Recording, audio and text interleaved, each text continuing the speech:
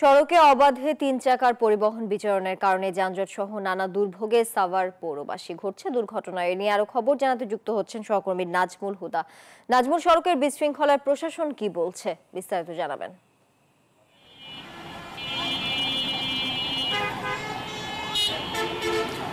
তানিয়া, আপনাকে ধন্যবাদ। এই মুহূর্তে রয়েছি ঢাকা রিচা মহাসড়কে এবং 3 চাকার যে 3 হুইলার এবং অটো রিক্সা দেদারসে আসলে চলছে এবং এটা একটা গুরুত্বপূর্ণ এবং মহাসড়ক। সেই মহাসড়কে যদি আপনাদের দেখাই যে এইভাবে আসলে সড়কে 3 হুইলার এবং অটো রিক্সা চলছে এবং দেখার কেউ নেই এবং প্রশাসন কিন্তু যে দায়িত্ব নিয়ে যে কাজ করার কথা সেটা আসলে তারা করছেন। এবং আমরা যদি একটু কথা বলি যে এই যে মহাসড়কে আপনারা 3 হুইলার চালাচ্ছেন, কেউ বাধা দেয় না আপনাদের?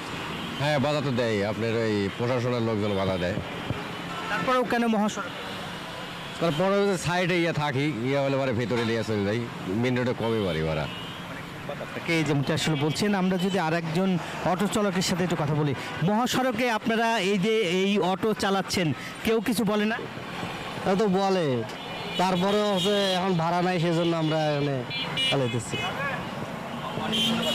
যেমনটা আসলে বলছেন এবং যার কারণে কিন্তু যে সড়কে কিন্তু যে যানজট সেটা কিন্তু আসলে লাগে এবং প্রশাসনের পক্ষ থেকে আসলে যেভাবে অটোগুলি দেখার কথা বা হাইওয়ে পুলিশ বা থানা পুলিশ তারা আসলে মহাসড়কে যে অটো 3 হুইলার চলছে সেগুলো আসলে কিছু বলে না, যার ফলে আসলে একের পর এক দুর্ঘটনা ঘটছে। এবং এখানে যে দুর্ঘটনা এড়াতে যে মহাসড়কে 3 হুইলার বন্ধ এবং মহাসড়কে যে যান চলাচল করছে সেগুলো বন্ধের জন্য প্রশাসনের যে পদক্ষেপ সেটা আসলে দেখা যাচ্ছে এবং পুলিশ আসলে বলছে যে তারা এই 3 হুইলার বন্ধের জন্য কিন্তু তারা আসলে কাজ করে যাচ্ছে এবং মহাসড়কে যে 3 হুইলার দাপিয়ে বেড়াচ্ছে সেই দাপিয়ে বেড়ানোর যে আসলে যে তাদের যে কার্যক্রম সেটা কিন্তু আসলে দেখা যাচ্ছে না, যার ফলেই কিন্তু একের পর এক দুর্ঘটনা ঘটছে। এই ছিল আমার কাছে ঢাকা রিচা মহাসড়কের অটো রিকশার সর্বশেষ খবর। ফিরে যাচ্ছি স্টুডিওতে। তানিয়া।